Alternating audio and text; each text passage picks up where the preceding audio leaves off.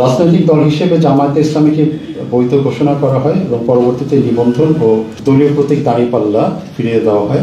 অন্যদিকে আওয়ামী লীগের ভাতৃপ্রতিম ছাত্র সংগঠন বাংলাদেশ ছাত্রলীগকে নিষিদ্ধ ঘোষণা করা হয়।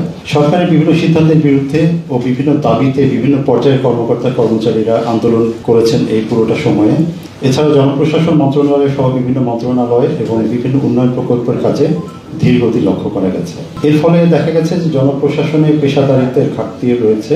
বিভিন্ন আন্দোলন মোকাবিলায় সুনির্দিষ্ট কৌশলগত অবস্থান ও ব্যবস্থা গ্রহণে দৃশ্যমান ব্যর্থতা লক্ষণীয়। বিচার বিভাগের ক্ষেত্রে প্রধান বিচারপতি, সুপ্রিম কোর্টের আপিল বিভাগের বিচারপতি, অ্যাটর্নি জেনারেল এবং অন্যান্য ক্ষেত্রে নিয়োগ দেওয়া হয়েছে।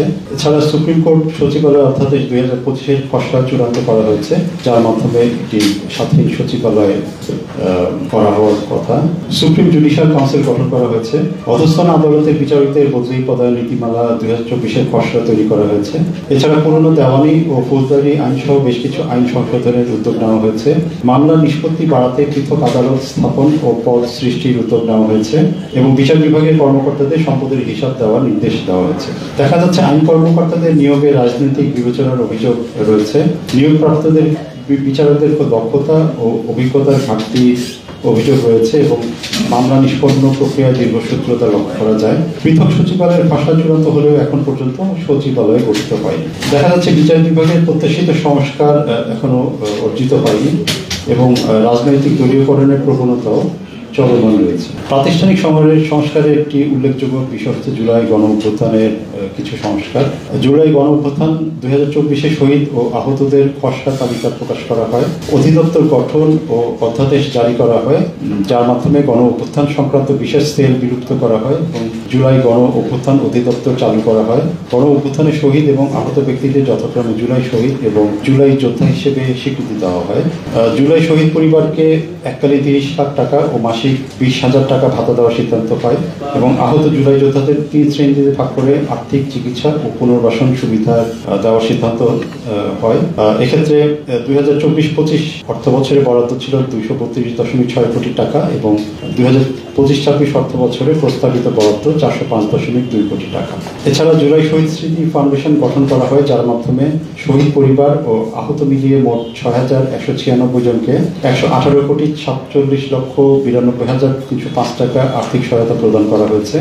এর বাইরে 19 জুলাই 2025 পর্যন্ত 75 জনকে উন্নত চিকিৎসার জন্য বিদেশে পাঠানো হয়েছে এবং 2024-25 অর্থ বছরে শহীদ পরিবার ও আহতদের এককালীন অর্থ প্রদান ও বিদেশে চিকিৎসা বাবদ মোট 259 কোটি 68 লক্ষ বেশি টাকা ব্যয় করা হয়েছে এবং জুলাই শহীদ এবং আহতদের পরিবার সদস্যদের ক্ষেত্রে শিক্ষা ও চাকরিতে অগ্রাধিকার দেওয়ার ঘোষণা দেওয়া হয়েছে। তবে দেখা যাচ্ছে শিক্ষা ও চাকরিতে অগ্রাধিকার প্রদান বৈষম্য বিরোধী আন্দোলনের চেতনার পরিপন্থী। এছাড়া 5ই আগস্ট দিবস জুলাই গণঅভ্যুত্থান দিবস হিসেবে ঘোষণা করা হয়েছে এবং 16 জুলাই শহীদ আবু সাইদ দিবস এবং 8 আগস্টের নতুন বাংলাদেশ দিবস বাতিল করা হয়। আন্দোলনে হতাহতদের চূড়ান্ত ও পূর্ণাঙ্গ তালিকা প্রকাশে বিলম্ব হয়েছে বলে আমরা লক্ষ্য করেছি এবং তালিকা চূড়ান্ত করা হয়নি।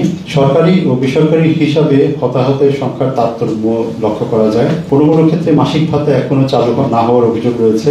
জুলাই অভ্যুত্থানে আহতদের যথাযথ ক্ষতিপূরণ, পুনর্বাসনের দাবিতে বিভিন্ন সময়ে আন্দোলন এবং সংঘর্ষের ঘটনা দেখা গেছে। জুলাই স্মৃতি ফাউন্ডেশনের সিইও ও কোষাধ্যক্ষের নিয়োগ নিয়ে বিতর্ক রয়েছে। অনুদান প্রদানের কিছু ক্ষেত্রে অনিয়ম দুর্নীতির অভিযোগ রয়েছে। এর বাইরে শহীদ পরিবারকে বিনামূল্যে প্রদানের জন্য 804টি ফ্ল্যাট নির্মাণের উদ্যোগ নেওয়া হলেও বিভিন্ন খাতে অস্বাভাবিক ব্যয় ধরার কারণে প্রকল্পটি একনেকে অনুমোদন পায়নি।